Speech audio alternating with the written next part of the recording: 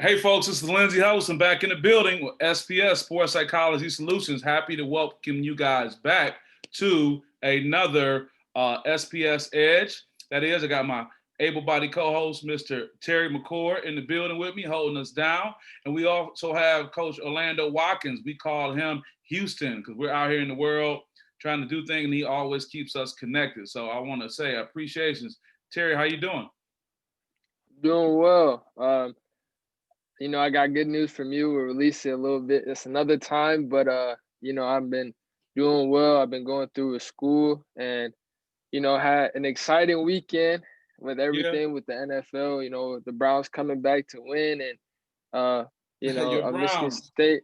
Yeah, Michigan State had a tough start. We'll get into it, but it was a good weekend overall, and I'm glad to see family back in that 3-3-0. Yeah, we got a lot of great things to talk about. So you went to Ohio for the game, or you were in I Cleveland went this weekend?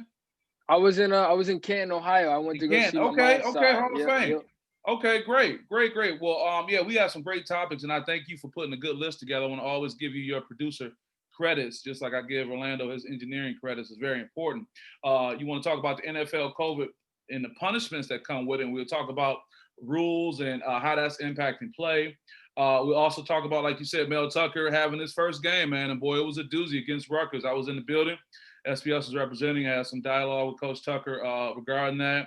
And of course, we got a big game coming up right behind that this Saturday, Michigan Right. State and Ann Arbor. It's going to be a big thing. You can hope that they can turn the page and focus on that. But Terry, I can appreciate your connection to your civic duty, not only preparing to be a voter, but also talking about the politics around us. And me being a Detroit transplant, home of myself and Orlando Watkins, but you being here in Lansing, this is being home for your formative years. There was a big Trump rally here. That's right. President Donald J. Trump was in Lansing in the capital city at the airport. I've actually been at that airport to receive dignitaries, including the president of Mexico, years ago when I was on staff for Jennifer Granholm. So I can only imagine what that rally was like.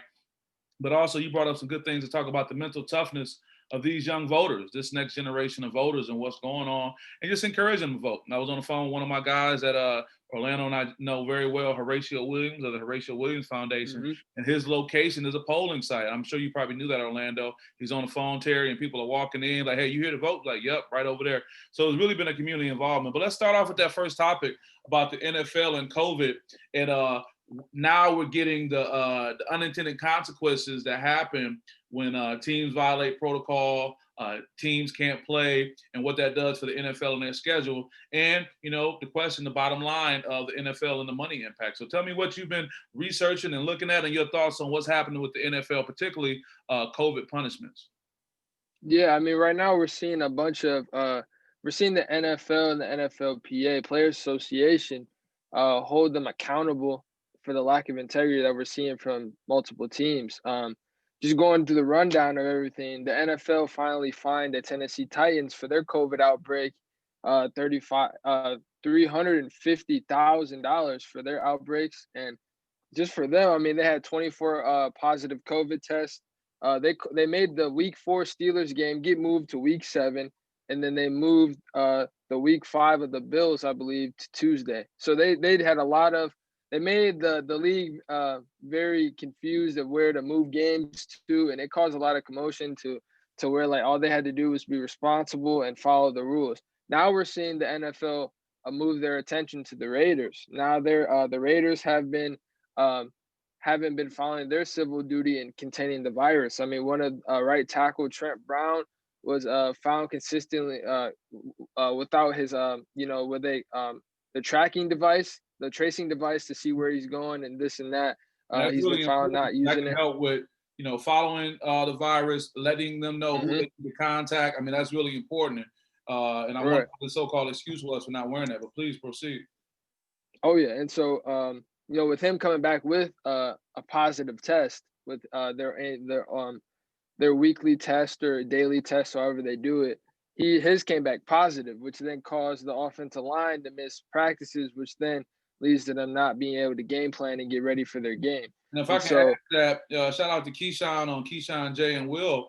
Keyshawn Johnson talked about that, man, and how that is actually dangerous. And you know that as a football player, if your mhm, offensive line is out of sync, it's beyond like you can lose a game. You can get somebody hurt, if not maimed. right, So the importance of that important. And as you keep talking about that, I thought it was interesting. You said this, Terry. The fine was $350,000, and I'm wondering. I don't think it was a number that was pulled out of the sky, because when you very eloquently stated all the different things that happened as a result, how they had to move the game around, so they probably was counting. They probably was doing the numbers like, okay, this is how this impact us, and that's why this fine is probably a certain percentage above what you cost in the league. But please, that was good to bring that up. Oh yeah, and then just moving on to the Raiders rundown. So they have a list of things of them not following their civil duty to contain the virus. I mean, Gruden, John Gruden, Coach Gruden was fined 1K. I mean, not 1K, 100K for their week 2 with not wearing a mask on the sideline, and then the team was fined 250,000 for that incident. So I mean, let alone that Gruden getting fined, the team's taking has to take responsibility for it. They have the team was also fined 50,000 for having an unauthorized person visit their locker room. So I mean, it's just like little let's things. stop for a second with the fines. I want to put pause that, only because I think it's important to say, when I think about the professional sports fining system, the only thing I have information and knowledge about for sure is the NBA from years ago, and I think people were shocked to find out how fines go. So when if I'm taking it right, if the NFL and NBA is similar, when Gruden gets fined 100,000, you know how that fine may be paid? It may be paid in loss of per diem. It may be paid in the fact that he has to pay for upgrades at his hotel when he's on the road. Because I knew in the NBA, when these guys would get fined, it wouldn't be like, I'm taking out of your check. It was like, oh, you don't get per diem. It was all these other ways they could like manipulate. So it's not like a chunk. So when you hear $100,000 to a multimillionaire, and it may not necessarily be coming out of his check, he just may be inconvenienced to a degree. You already see. And then when you hear a team getting fined that amount, I think the fines are important, but I think it can really let you know that it's not as bad as you think it is, as it would be for us. Right. Somebody said, Terry, you was late to work today, so I'm fining you $100,000.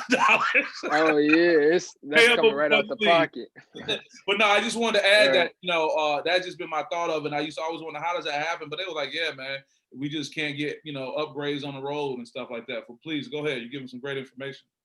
And then the last one, which I thought was really, you know, it was hard to hear that it happened here. So the Raiders tight end Darren Waller, he hosted a charity event, and there were 10 players that were fined for not wearing masks. Those players, including quarterback Derek Carr, they were fined 15K.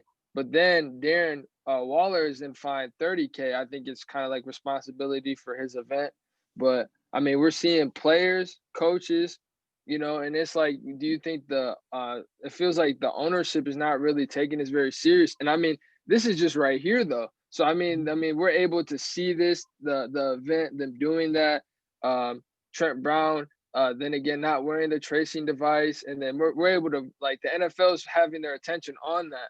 But then it goes to say, like, what are these other teams doing to get by the rules, or like sliding by? Because I mean, Gruden wasn't the only coach that got fined for that. I mean, you see Pete Carroll get fined without a mask. Yeah. Right. And it's interesting because, you know, we look at sports and you look at these, let's just say these white coaches for the most part that coach these, you know, diverse teams, but teams a lot of African Americans. And politics is at play because, you know, I don't think everybody in the NFL is voting for Joe Biden and Kamala Harris. I think that these guys had their own political views, and those, you know, obvious passive aggressive ways of not wearing a mask and all that. I mean, you know that the TV is on you. I mean, give me a break. These guys cover their mouths on the sideline because they know people are reading their lips. So you know the TV is on you, the camera is on you. So when John Gruden or Pete Carroll, for that matter, when they don't wear masks, I think they're signaling. I think they're signaling to a part of the population to say, hey, I'm not for that. I don't believe in it, and I stand with you. And I know we're going to talk politics a little later, and I can appreciate that. But I think that's something to take into account, that, you know, you have all this going on, and these guys still have their politics. They still have their views. They still have their reality. They're successful, wealthy men, you know, millionaires and up. So I just think it's interesting that somebody like a John Gruden or Pete Carroll, who could be known for having, you know, I mean, I guess it's all I'm saying. What different are they from anybody else other than they coach a football team? And now they got their own political views. I think they're acting out. And to take $100,000 fine for not wearing a mask, that's purposeful. That's purposeful. I just want to say that. And then, I think the Titans got on the good side of this a little punishment, 350K. The fine they threatened draft picks and forfeits. So they're like, if you guys have an outbreak, like I mean, I think they were leading up to that point if things kept coming on, and if more teams seeing this, I think the Titans, were the guinea pig of the punishment. Like okay, we'll find you here. But I think that goes without saying is that it's like a warning for other teams to like, okay, we don't need to be doing that. So then they're talking about bringing draft picks and forfeits. So like, if you guys have an outbreak, no, we're not gonna reschedule your game because I mean, you got to think about it. They got to do TV networks and they got to figure out, how to move the team It that brought you so many play. people. It Yeah, brought so many people exactly. away. And I think what I'm getting from this, without having any inside information, Terry, is that I'm thinking that the league may have said on paper, "Hey, these are the COVID protocols you need to follow," and we encourage you strongly to follow that. People started thumbing their nose up at it and said, "Okay, we gonna press a little harder. Right. If you really want to go there, we hit them draft picks. We'll hit because draft picks mean where am I going to be at the end of the season, job security, and again in your hmm pocketbook. It always comes back to the money." And those forfeits, because I mean, we're talking about the Titans were in position to win the division, and then we had the Colts right behind them. The Colts are trailing about a game or two behind them. So I Mhm. mean, that with that competitive race, one game could be costly, as you see, like in the Week 17, where you see a huge list of teams saying, "Oh, we need them to lose here, and we got to win here. We need Buffalo to lose here." You know what I'm saying? Like one game, although it may not seem that very important, the Titans having their record to make the playoffs, but we're talking about to the point where having a 1 or 2 seed or 3 seed, seeding is very important for that home field advantage. So one loss of a game for a COVID outbreak for something that you should already take to an account as an organization is very costly. No, you're absolutely right, Terry. And I think it's important for us to look at that, how they had to move to the idea to have these things to impact that. You're right, man. Everything is so close. And I'm just thinking that people weren't really ready to take heed until they found a way they can impact them. And then, you know hmm what? And here's what I got from hearing your discussion on this. I don't think it's that the NFL is overly concerned about the health of its players. I think the NFL is overly concerned about its business and financial health.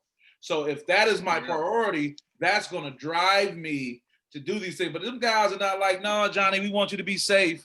We want you to be okay when you go right. back home. They're like, no, we need you to do this so we can have some consistency and some sustainability so we can make this money and get this money back. So, and I guess I'll accept that if wearing a mask and doing the proper things will motivate them to promote that kind of agenda, Terry, even if Right. it's for their benefit of making money compared to our benefit of, being a society that's safe. What if, people are drawn to athletes when they come back home, when they go places, those are the things that make people do things they normally wouldn't do. That's what makes you run across the street for a selfie. That's what makes you, say, I don't care because this is something to, press a line with. And also, and I wonder about these athletes who decided not to wear their tracers and not to wear their masks. Is that the athlete privilege? I've been able to do what I want for so long. Yeah. I'm gonna continue to do it, and I don't care what you do about it. And this is, one of the linemen, one of the offensive linemen for the Raiders, man. They got their whole team kind of centered around him as a linchpin, and he's a huge financial investment. But to throw crosses to the wind and say F it, and I think it's funny because it's not just like it's black people or white people; it's a combination of individuals. I think doing it. Right. And I think that's a good point with athlete privilege. I mean, I know that with just being in high school, a lot of times, you got players who are slacking off a little bit on their work and keeping up with their grades. And you see coaches and teachers, coaches communicate with the teachers to see what can I do to get my player to play. And I think it kind of, I don't like that kind of behavior because then again, it's like, well, then the athlete gets to college and then we see colleges doing the same thing where it's like, okay, well, we got to get him, take his test for him or make it a little easier for him. And I mean, it's a lot of behind the scenes kind of stuff to the point where they get to the NFL or get to being a grown man. And it's like, well, I mean, you got to have some kind of accountability with your stuff. I mean, you got to hold yourself accountable. And me, growing up, my father and mother taught me that, at a very young age, that you got to take responsibility for your own actions. And athlete privilege has kind of hindered most athletes from realizing that there are consequences to my actions. If I don't do my homework, or if I don't do my work in class and I slack off and hang with friends, I'm gonna miss this big game. It's just it's like cause and effect. There's always going to be consequences, whether they're positive or negative. But I think here again, we see, like you mentioned, the business standpoint of the NFL. I mean, the NFL wants their players and their teams to hold each other accountable because no one is trying to watch. I mean, I don't want to say no one because I found myself doing that, but no one wants to watch games on Tuesday. I mean, NFL Sunday has its own day. I mean, everyone knows when they wake up, it's NFL day. I can feel Sunday, out watching you know what I mean? football. I get a little Yeah, free. exactly. Mm-hmm. And You're right. then you got dudes coming, you got families coming home looking for their favorite team on Sunday. They're not there. They play on Tuesday. Or I work Tuesday. Or I can't make it Tuesday. I can't make it out to the games. You know So what I'm saying? That's ratings are viewership. going Yeah. down, and Yep. ratings relate to sponsors, and sponsors relate to money. And when we Right. talk about that, we want to shout out the Streets is Talking podcast network, Terry. They're going to be they've launched their new Apple app, so you can find them on Apple. They're also on Android. But we're also going to talk about a new venture that you may be having going forward in the future, getting your own show. But we'll get to that. What I wanted to say about your point about us talking about athlete privilege, and things that are going on. And this would kind of be a segue also getting into Mel Tucker in this first game. When I was at the game at Spartan Stadium this week, in front of me was sitting New Orleans Saints scout. You have several scouts that saw the Pittsburgh Steelers there. Oh, yeah, well, the scouts are a part of that whole process in the press box because that's their opportunity to come and see people. And these guys may jet out there before the game is over to get on another flight to catch another game.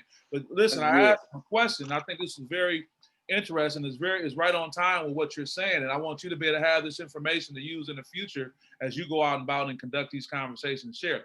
This is the question I posed to him, Terry. I said, hey, as a scout, is this process the same as it would be for someone preparing to go to college to play?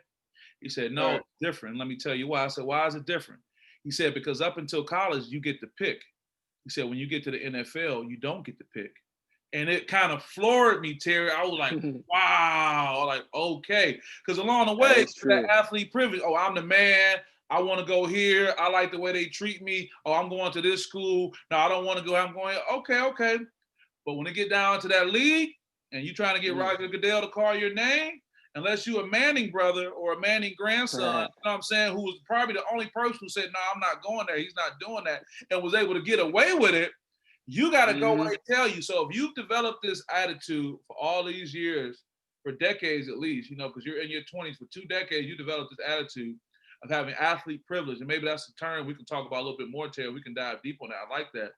When the opportunity comes where everything is against the wall, where you're trying to make an NFL roster, you're being hit with challenges, and for the first time, you are not the one that's going to get preferential treatment. Think about it. You could be the man, go play for Alabama, and Nick Saban win a national championship. But when you get to the NFL, you one of many. Right. So it's like, no, cuz either you go do this or you out. So you're right. If these athletes don't recognize that athlete privilege can cause them a great hindrance, it can be a problem. So, and I bet those guys don't feel privileged enough to violate again. I bet they don't. Oh, no. I mean, bet there's a little clause in their contract and say, okay, you go pay for that in a big way. Right. Exactly. So you had talked about we had a segue from Mel Tucker, and if there was anything else you had to share on athlete punishments, I would think this would be a great opportunity to segue into that. What do you think? No, I think that's a good point about athletes not being able to pick and choose where they're drafted at. I think I wanted to add a little bit to the college part, the transfer portal. I think that's very key to the privilege. You got a big time athlete, and then they're not liking how things are going, and then they pull out and transfer. I think being able to choose where you're going to be able to transfer to after picking one school is, can kind of lean into the privilege a little bit. I don't like how Michigan State's treating me. I'm gonna go ahead and go to Indiana and see how they do. So I mean, NFL, that you can't. I mean, you see Le'Veon Bell, he's having a hard time getting his rhythm back in his flow. I mean, he left the Super Bowl contending Steelers team and then wound up with the Jets, and we're seeing how they're going. They end up releasing him, and then he's fortunate enough to get picked up by a Super Bowl team, the Kansas City Chiefs. So you kind of see that kind of process of like Antonio Brown. I mean, we see that process of like, let me step out and see who's going to treat me better over here. And then, the grass is not always so greener on one side. I mean, you better take what you can get. But, I mean, there's obviously more to it than that. But you can see the process of like wanting to step out. And when I first started thinking about that subject less than a week ago at the game, I had to catch myself because of the Antonio Browns of the world, meaning that it's almost a moot point. You're like, well, Lindsey, Antonio Brown can do what he want to do. Like, yeah, you're right. People will take a chance, and here they are saying, let's get him down to Tampa Bay because they want him like that. And even with Le'Veon Right. Bell, he may be having a challenge, but a Super Bowl team said, we'll take him. You can't go out here in the world thinking you Antonio Brown and Le'Veon Bell. Nah, There's nope. only a few of them guys out here. This ain't taking nothing away from somebody trying to do something. But if you live in your life saying you want to be that guy, that's a challenge. Because believe me, those guys are gambling. Because as soon as something happens to them physically, where they can't Oh play, yeah. or when they were talking about Antonio Brown earlier in the season when he had the issues with his frozen feet, and all Right. that type of thing. As soon as you can't get that ball up there, man, it's not gonna work. It's not gonna work. I Exactly. think we've done really good, Terry. And for the sake of time, I want to look at kind of transitioning, especially I think it's the perfect linchpin because you've been watching Mel Tucker via social media. I've been able to watch him and communicate with him, and he's such a solid guy. And I'm really happy for Michigan State for having him and what he can do going forward. But here's the thing, when you talk about that transition, he's able to bring that NFL experience and level of professionalism. I remember we Right. were talking about, again, I may have talked to you about this when it came down to him getting ready to answer the question about, what's going on with the fans and the honeymoon being over. That was a question that I posed him in a press conference. Yeah. He was like, look, man, we talked in the press conference and we may have talked a different time, but his general statement was, he's disappointed. He gets that fans are disappointed. And I thought that was really, not to say I didn't expect that of him, but to see it actually happen, that he just owned that and said, hey, we lost, but he didn't falter, man. He didn't hang his head low. He didn't say, he was like, dude, we lost the game and we go turn the page and we go keep it going. So I think Mel Exactly. Tucker in his debut, if you can call it a moral victory, people, you can't cash so many checks on moral victory, but they got popped. They got smashed. They had 7 Yeah. turnovers. But I think what we learned about him was how he responded after the fact and say, hey, we learned. He talked about, hey, you can make your most improvement between the first and the second game. We're going to turn the page. And as he said, and you heard, and I love the quote too, what you say to yourself is more important than what anybody else says to you or says about you. And I think that's a great opportunity for the Michigan State Spartans to rebuild this program. Right. And I like that too. And I mean, you just see his whole demeanor in the press conference, very positive, very, and even through practice this week with their big game coming up. I mean, we just see Coach Tucker still, kind of forgetting what happened and moving on to the next game. And so, I mean, just going through the whole game, the game summary, you see multiple opportunities being missed with the 7 turnovers and fumbling the ball, 6 times, and then only recovering it, and then Rutgers recovering it 5 times. So I mean, it's just to think that with time and possession, who's controlling the game. That's a stat that I usually like to look at. And MSU only lost by 2 minutes and 46 seconds.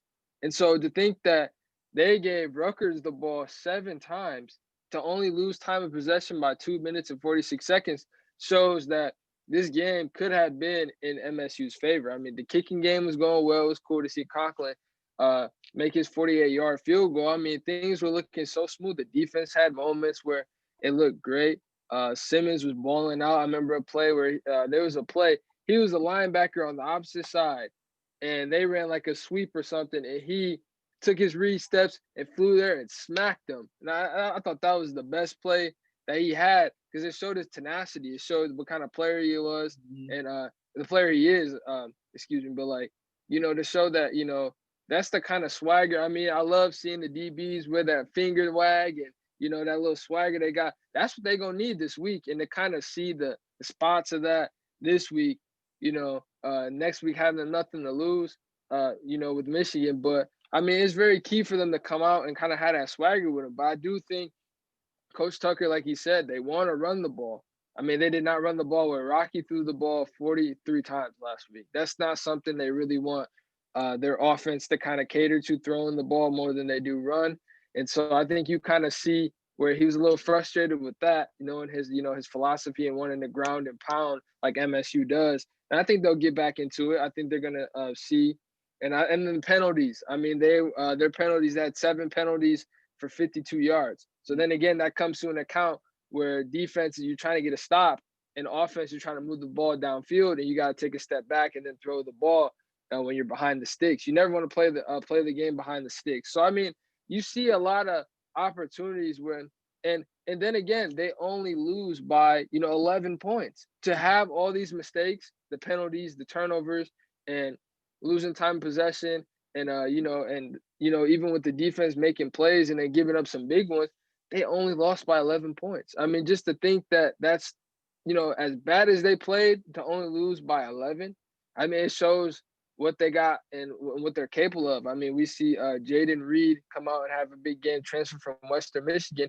They're gonna need other guys, with Naylor to come and him coming in and having a good game too. We're gonna need guys to step up. So it was good to see, but it was also hard to watch. Yeah, it was. You gave an excellent rundown, and the only thing I can add is that there definitely needs to be some strength in the offensive line, because when you're looking at it, you can Right. clearly see there was no movement, and without an O line to help you, that everything kind of stops right there. But also, too, man, I just really found that what was really very heartening to see was Mel Tucker and the way he was clapping it up, and the way he talked about the guys kept fighting and they kept playing despite it not going their way. And the one thing about a rivalry game, man, is that your record don't matter, and Exactly. Michigan State can actually say that we have had success going into Ann Arbor, and I think Hmm. it's a great opportunity, and it may be actually the best game to have on the schedule following a game like this, because you get an opportunity, one, like you say, play with nothing to lose.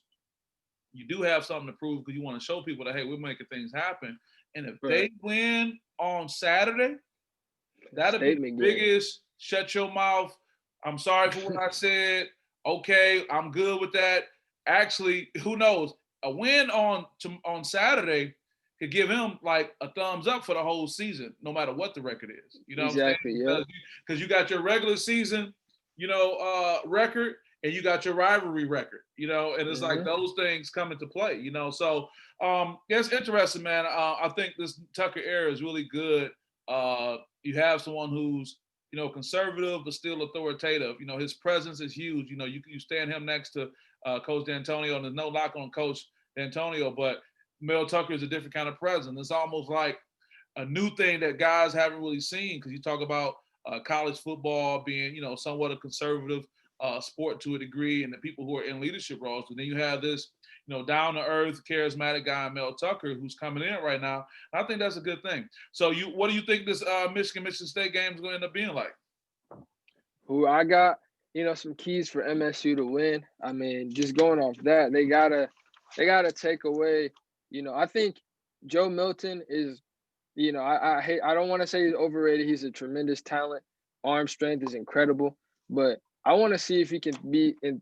I want to see if he can throw the ball more accurate, because that's one of his Let me say struggles. real quick, Terry. This is not your Ohio State fandom talking, is it? Oh, no, no, no, no. This is all. This is all. I'm pulling. I'm this, pulling for MSU this week. I so can't stand that team up this is north. totally objective. I know you're an Ohio State guy. You don't want to say nothing good about Michigan, man. But no. So Oh do you no. think Joe Milton? What do you think? Is he rated right, or is he overrated, or you definitely don't think he's underrated?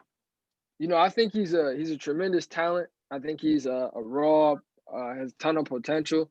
But I think MSU's keys are to get him a little rattled and take care of that running game, because Michigan really ran the ball really well last game uh, against Minnesota, a pretty good team, and they ran the ball extremely well. I mean, Joe Milton got in some running in the running game as well too. I mean, the passing game was there here and there, and I think that's something that MSU can capitalize on. Make Joe Milton throw the ball, make those young Michigan receivers make plays where it counts.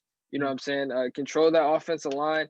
MSU has always known to have a nasty, very gritty defense that we all love Yeah. seeing. Oh yeah. And I think Simmons is going to play a key in that. I think I see him having a very good game. I know Michigan's going to have all bulletins board on him and have a big board on neutralizing him, but I don't see that happen. I see him, as an NFL talent, and I see him rallying the Michigan State Spartans for, hopefully a victory. I don't know, but I think if they do those things and and run the ball well, I think that's a key. Rocky, I think, is gonna do a better job of managing the game, and and doing what Rocky does, making those incredible plays we've seen of him in the past, just getting by, just moving those chains, taking it slow, and then Michigan surprisingly has, a little high-powered offense. I'm not used to seeing that when they, last year. I'm not used to seeing that. So I think it was cool, to see them score, 21, 14 in those quarters. But I think MSU needs to win time of possession, hold the ball, run the ball, pound Michigan, make Michigan play defense, and not have to rely solely on their offense. Because I'm not really truly sold on Michigan's defense yet. I think they do have some great players on their back end and in their front four, but I do think that Michigan State has opportunities to get those young players involved like Reed and Naylor, and hopefully get Collins back and going, and Simmons looked great too running the ball back there. So with his speed going back there, I think it's key for them to win time possession, keep that high-powered Michigan offense on the sideline, and make Joe Milton not make a mistake. I think he's prone to make some mistakes in this game, and MSU has proven to force mistakes for their opponent. So I think defense has to create mistakes, offense has to keep their offense off the field, and they got to capitalize and score points and no turnovers. They got to have a clean game. They got to. I mean, to sum it all up, they got to have a clean game. No, I don't disagree. Excellent breakdown too, especially going through each position. I would say, I think it's hard for a team like University of Michigan, no matter who they are, to see their future opponent get pulverized and be not feel like, okay, we can get this. Now, you may have a coach like Jim Harbaugh who came on and said, listen, we're not looking past them. He said all the right things. Psychologically, I really think that if you look at it, you're like, okay, this is our chance to beat Michigan State. And I think that could be to their detriment by overlooking them or saying, oh, they got popped by Rutgers. And then you have a Michigan State team. If they weren't locked in last week against Rutgers, oh boy, they're going to be locked in now. And they're on the road. I think it's something to be said now about this on-the-road mentality. Hey, it's me against the world. This gives Coach Tucker a great time to come back and really kind of bring them all in. Hey, he's probably saying things like, everybody's counting us out. Nobody's expecting us to win, and this is what we do. So this is a great opportunity for him in a very short amount of time to, like he says, turn the page and come back. I think he has nothing but upside going into this game. If they lose, people will say, oh, we didn't expect much. But, man, if they win, and I don't care what, man, until that game is played, until that game is over, and we have seen that until that game goes to the very last whistle being blown, there's a chance there because with a rivalry game, what I think I would like to do, man, and I don't know if I'll do this in an academic sense, but I would like to explore the mentality and the psychology behind rivalries. These rivalries that go back in history, the impact they have on fandom, the impact that they have on the psyche of people for the rest of their life, whether you played on that team or you was just a fan. I can tell a quick story, and I want to say it was about University of Nebraska back in Nebraska's heyday when Nebraska was a powerhouse team, and their current coach at the time either could go for a win or go for a tie. The win would be, try to throw it in, of course, and the tie would be, I think, to kick the field goal or whatnot. And he went for the win, and he lost. And people would criticize him. I'll never forget this story, Terry. There was a young man who told the story of this kid that came over to his dad's house and was hanging out, and they were playing. And the kid said, oh, that coach sure was stupid for going for the win. He should have just went to the tie. And the dad said, tell that kid never to come over here. So that man went for the win like he was supposed to. So I say that, Terry, to say there's something about rivalries and this thing called fandom that touches people in a way that moves their character. So I think Mel Tucker has an opportunity here, and although Michigan came and did really well against a really, good Minnesota program, but just like Minnesota and Michigan State, what they were a season ago is not what they are right now. So it'll be interesting to see, man, what happens with that. I'm going to be down in Detroit at the Motor City Popcorn with my guy, Rainier Golightly. He's a small business owner. He has a great thing going on with the Motor City Popcorn. It's a great thing. So I look forward to being on there, giving the updates and doing that. And again, the Streets is Watching, our podcast network. Actually, we'll be playing during the game. So maybe that's another thing we can switch to because we'll be on at 1 p.m. Eastern time, man. But I think it's going to be exciting. I hate that I can't, get on the road and be there, be down in Ann Arbor. I was down when Michigan State played Ann Arbor last year and got on the field, when it was over, and there was a little pushing and jaw jacking and all that kind of stuff. My guy Worldwide West that they shout out all the time, he was in the building. I got to catch up with him. It was always good chopping up with him. So it's always a festive thing, man. It's always an energized time. And I don't know if you've ever been to a game in Ann Arbor. It's like one way in, one way out, man. Once you go down there and you're trying to come back, man, you got to catch the slow boat to get back. But I'm just saying, we won't have that experience this year, but you're definitely going to have energy. So we'll see. We'll definitely see what happens with that. So as we're coming up on time, man, we've been getting through some things. We've talked about, the NFL and what's going on. Talked about Mel Tucker, his debut. Talked about what's going to happen potentially at this game this Saturday. You've done an excellent time with that. But Terry, you shared some thoughts you had with me early on about you were noticing that there was this guy with a big plane that said Air Force One on it that was in your city, the capital city. And the things he was talking about, you wasn't really feeling. Tell me about that. No, it was just I honestly didn't know about it. It shows how I care about the campaign. And my dad, he delivers a FedEx delivery driver, has occasional deliveries to the airport. And he sent me a quick text and was like, pray for me. And anytime you see that, you're like, oh man, like what's going on? What's the deal? Like, and so and he was like, they all up here. And I was like, oh man, I knew exactly when he said that. It kind of catered to my, protective son kind of instinct of like, man, what's going on? So I checked my phone and I see the Trump rally is there, and it's just, it's his campaign trail, his little Midwest tour or whatever you call it, and trying to target those red states that were in the last election. And I mean, it's hard, just to see people coming from all over and spreading that kind of message in your home city. Like that's like, I mean, right here in Lansing, even though I call Ohio like my second home, Northeast Ohio, but I mean, Lansing always hits a little different. I mean, it's like my home base. That's where I come home to. Even though I'm in Ohio, I can't wait to get back to my home base. So it's kind of disheartening to see. It breaks me down a little bit because it's like, someone is coming here and trying to win over your city, and that he may not have the best interest for those that live in Lansing. We talk about the low income areas and low funded schools, and I attended one at Lansing Eastern, and you almost think that like, does he really have the best interest for my school and the people that go to my school, and seeing those people go out there and celebrate. Yeah, they're going out there for, quote unquote economic values and taxes and whatever. But then again, they're not really thinking about who this affects. And they're in here celebrating this man, and they don't realize that this city that they're celebrating in, this election is going to affect them too. In those cities, and those kids that live in, adults that are living in that city is going to affect them the most. No, man, you're right. You made a very passionate statement about that. And it's unfortunate what you seem to have these campaigns, one trying to deliver a message of hope and bringing people together, and another delivering a message of being divisive. And it's unfortunate, man, but I think it's important that we continue to stay engaged. I always talk about how, my life used to be politics, just like it's sports now. It used to be politics, but, I evolved and transitioned from that because I think with this platform we have, in the work that I do, I'm able to have more of an impact. But you're gonna always have people with different points of view, and I think it's important that the sooner you're able to be okay with being civil, and I think that's what the lost art of civility is not in our politics anymore, and it's so extreme.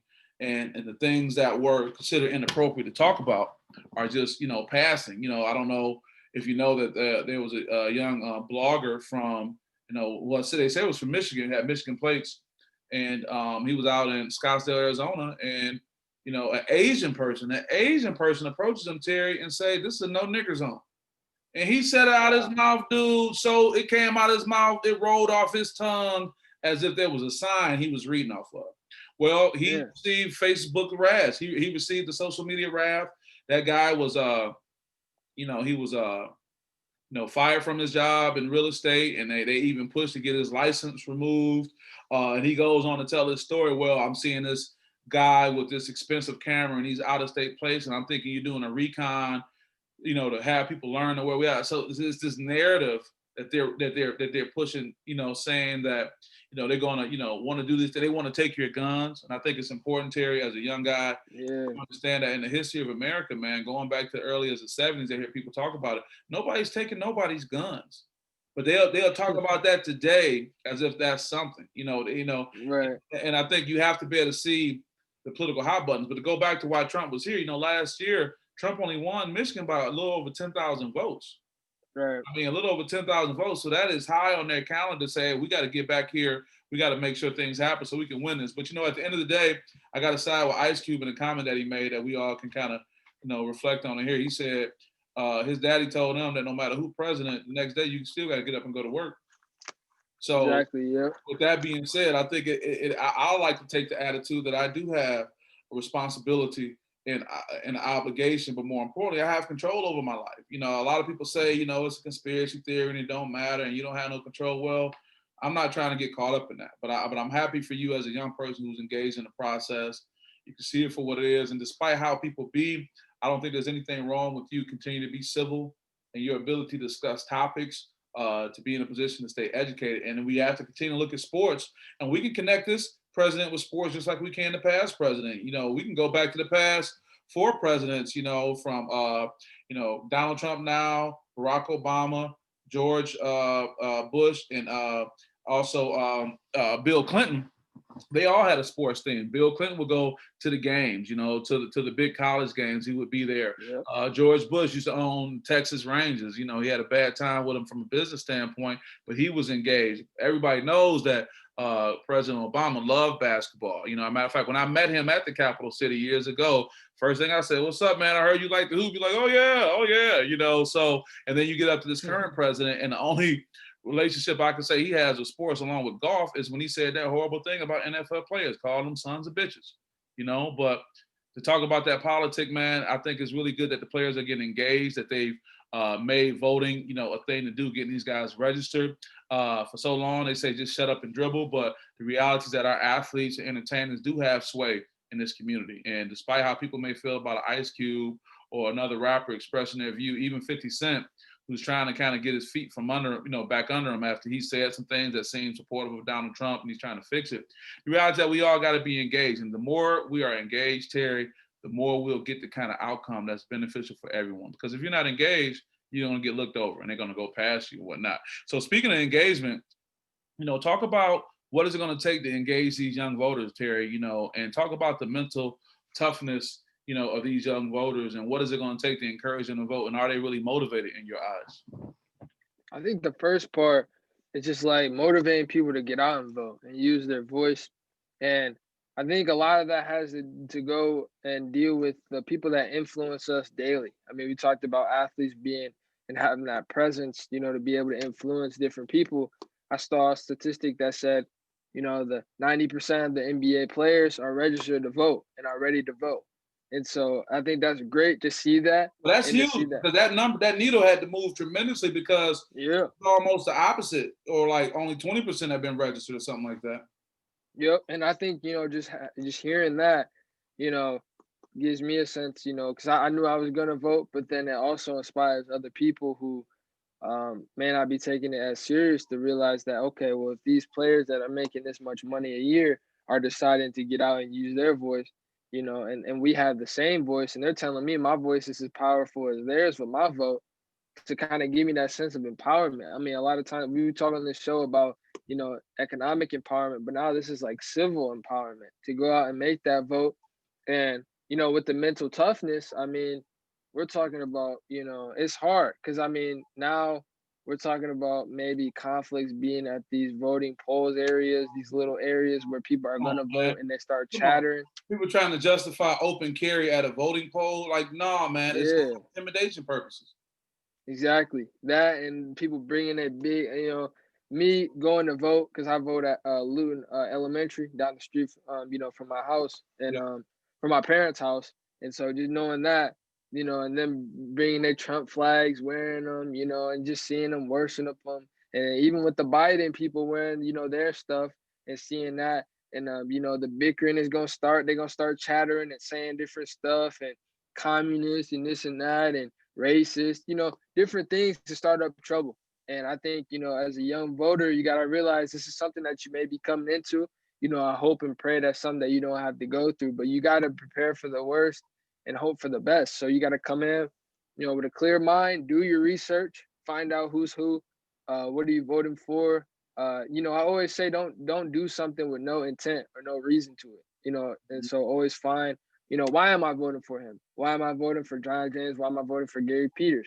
Well, why am I voting for these different people that will be placed in power? Because at the end of the day, you are, you have your voice, but then again, you're casting your ballot for them to win. So then again, you got to realize, like, what am I actually voting for here? Am I voting for something that I stand for and I feel comfortable with? And I hope that Lansing has a great turnouts for their voting. Our city, our city clerk office is open for voting and stuff like that occasionally. And so, I mean, I'm really, I feel good about this year, about encouraging my friends to vote, and they're ready to vote. And this is a process that started well before. I mean, senior year of high school, I remember walking to lunch with my guys, and we're all talking about the game last night or whatever we were talking about. And this lady stepped in front of us and was like, "Are y'all ready to vote? Are y'all registered to vote?" And I was like, it's that year. I'm like, I'm about to be 18 when this happens. I'm like, damn, like she ready. She picked me out, was like, "You registered to vote?" And it's funny because then, I had a friend, my mom posted a picture of me about my 18th birthday, and she was like, "Happy birthday, now go get registered to vote." So, I mean, just having this environment of people, embracing the voting process and feeling good about it. I think a lot of times people dread voting. It's like, Yeah. oh man, I'm voting, and so I mean, just building an environment for voting and feeling good about it. And I feel like that's something that we should keep improving. No, Terry, that can't be understated, man. No, that is a very important point. Creating an environment. What I think is, when you hear about people in 2020 saying I'm voting for the first time, I think that they've been intimidated by the process. Because if you haven't done it, I'm going to walk in here, and what do people not want to do? They don't want to be felt to look stupid. They don't want to be felt Yeah. to look like they didn't know. Me, on the other hand, I've been voting, man, since I was 18. Like, my license, I got it on my 16th birthday when it was time, and when it was time to vote. And I encourage people only because of the experience I had with my mom, because my mother really embraced it to the point where I was just happy to say, I'm here in East Lansing. I just dropped mine in the box, but I had my daughter drop it in the box, and I recorded it to say, "Baby, this is what we do. This has been our experience." So I think that's part of it. One thing for me, I'm really happy with the idea, and I used to always vote absentee, only because when I was involved in politics, there was a very good chance on election day you're probably working on a campaign or doing something. So I was always okay with voting ahead. But in this particular case, man, no symbolism for me. Man, as soon as I had a chance to vote early, I voted and got it out the way. So when they knocking on my door asking have you voted and all that, I said, "No, I'm good." And my mother put a post up saying that people are trying to say that they're undecided. I said, they're not undecided. They just undecided if they go tell you who they voting for. That's it. Everybody Exactly. know who they're voting for. You're not saying Trump or Biden. No. It is, the lines are drawn very clearly. And in my view, Terry, with the exception of a primary presidential race, when you got several candidates from each party, when you're down to the general election, man, it's polar opposition. And it's been that way since the beginning of time. You had Clinton and Bush. You had, Barack Obama and, the individuals he was running against, and what was going on with that, the John McCains of the world, and think back to someone like John McCain, the last high-profile Republican, may he rest in peace, who was the stalwart for his party. When people start talking that crazy talk that you hear come out of Trump supporters all day long, McCain would check them, man. They said, I don't want to vote for Obama because he's a Muslim. He said, "No, ma'am, he's not. He's a decent man." Now, where are those? That's civility right there. I disagree with John McCain's politics, but I can stomach and talk to him or be able to listen to what he's saying and trying to find a way forward. That man grabbed the mic out of that woman's hand and said, "No, that's." And then when they booed, when he was giving this concession speech in Arizona, and he mentioned Barack Obama's name, and they started booing, what I was hearing then but didn't know was that this undercurrent that's been waiting that President Trump has unleashed. Because even when they were booing, John McCain's concession speech, giving grace to and wishing good luck to Obama, he said, "No, I don't do that." But he's the last of his kind. He was known as a maverick. He was a man, could stand on his own, and They talk about a time in the U.S. Senate, Terry, where people played poker with each other, Democrats and Republicans, and built relationships and work on having a bill. But now it's this polar, opposition with each other. I think it's very important for not just myself and my generation, but individuals like you, Terry, to be able to encourage your young people. I would much rather someone vote against the party I'm with and have civility, that even when we get an outcome, we can work through something. Because the reality is we still got to work through it, But I think you're doing a great thing, Terry, with raising your voice and constantly expressing yourself about awareness. You're not letting your youth impact that. You're not thinking it's too cool for school and I'm too cool for that. What's more important than getting down and being, accountable? And I think the more you do that, the more you're going to have other young people be willing to do the same, man. I'm just very impressed with you and what you got going on. I appreciate that. It's always been something, something I feel like is, my calling to bring awareness, talk about different things. And there's always, thoughts and stuff going through my head. Why is it like that? And it's always something I've been blessed with, the art of curiosity, always thinking of why is something like that. And a lot of times I encourage other people around me to think, why is something like that? And I had a friend, talk about he wanted to go hear what Trump was saying, but then I had to remind him, like, look, I don't think I have the luxury of going to hear what he has to say because you may be comfortable. So he mentioned it because he was like, I'm always, he thinks it's funny to hear Trump talk and like hear him just say like, BS on the mic. I'm like, I don't think I got the luxury to even go and enjoy that. You know what I mean? Because I'm gonna feel uncomfortable thinking like, what are these people feeling about me? So it's just one of them things. Whoever it is, he's a closet Trump supporter.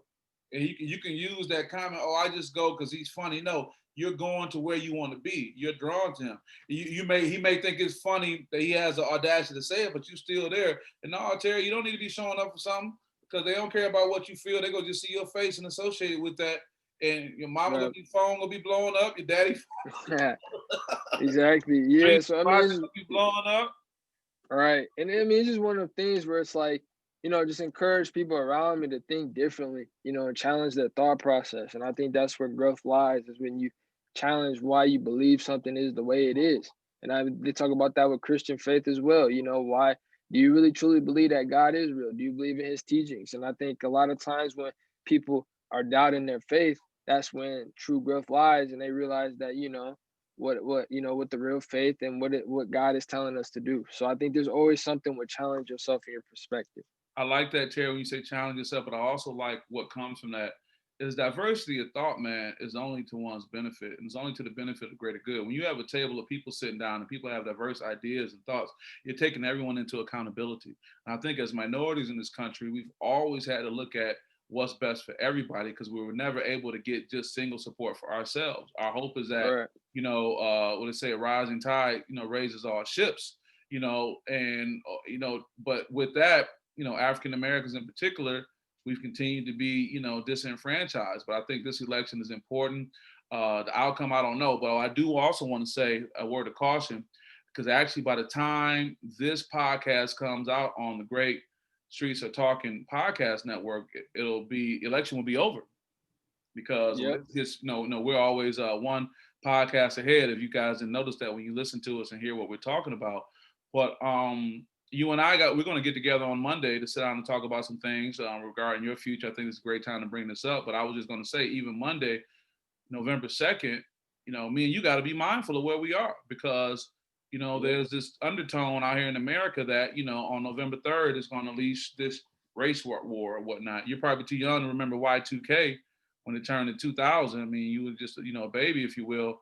But everybody thought that at 12 midnight on 2000 that all electricity was going to shop, all the computers going to shop. I mean, it was the same kind of thing. And I liken that history only repeats itself. All these cats is talking. I'm like, if you all about a race, and it's funny, it seems to be white people saying it's going to be a race war. Black people like, dog, I got to go to work tomorrow. Like, I don't have no time for no race war. You know what I'm saying? Like, I got stuff to do this weekend. And you talk about a race war. Exactly. But I say that to say, I hope that that's wisdom that I'm seeing, the cycle of we get, up here and then we come down and cooler heads prevail. I think no matter, who the president is, man, there needs to be some civility. I think you got to be able to realize that we got to work together, man. I mean, early on during the pandemic, when it started, we saw people working together. But, after a while, I think, we got the conflicting message out of the White House, or no message, if you will, or ignorant message, whatever you want to call it. It just started allowing people to follow the leader they wanted to follow, man. And the reality is going to always have that. I think it's been a time to learn a lot about myself, but a lot about the world, particularly how I'm viewed in the world. And I think that only helps me be successful. So with that, Terry, I'm looking at the clock. We're going to get ready to wind down. Yeah, there's an opportunity, Terry, for you to host your own show and have your own podcast, man. I mean, we talked about that earlier. We'll put it out there. Shout out to the Streets Are Talking Podcast Network, because it's a wonderful network that, my guys have curated. Don Houston, and my guy, Clarence Barbour, they're doing an amazing job. We are really doing well with the views that we're getting on our podcast. And Terry, there's an opportunity for you to step forward, that you would transition from this internship to your own podcast. I'm here to support you with that. What do you think about that? Let the folks know what's going on, man. What do you think about that? Just hearing that call, and it's something I thought about starting up during quarantine. And that's why when the opportunity came to be on here with you, I took it without a doubt, and not really thinking about where it would take me, but just seeing how many people I can impact, and just seeing the different doors that God has opened up for me. I Mhm. mean, it's a huge blessing, just to be able to continue to work hard, and behind the scenes, doing a lot of work, staying up, homework, and running my sister around with her job, and Mhm. me going to work. And it's a lot of times where I feel like I can't really do it anymore, or like it's overwhelming. But just to feel that reassurance of like new opportunities coming, and getting the opportunity presented by the Streets Are Talking, I'm blessed, and I appreciate the offer, and I'm ready to to go through you know going through the planning and getting it all going and to kick it off. So I'm really excited, I'm blessed, and ready to bring it out and continue to impact more people. Well, as always, man, I want to support you all the way. I think it's going to be great. So, in the interest of time, I want to wrap up. This is Lindsey Huddleston on behalf of Coach Orlando Watkins and Mr. Terry McCord, future podcaster on the Streets Are Talking. I am saying goodbye from the SPS Edge Show. Thank you guys for checking in. Thank you for supporting us. And we'll definitely be back next week. So, with that, I'll say goodbye. Until next time.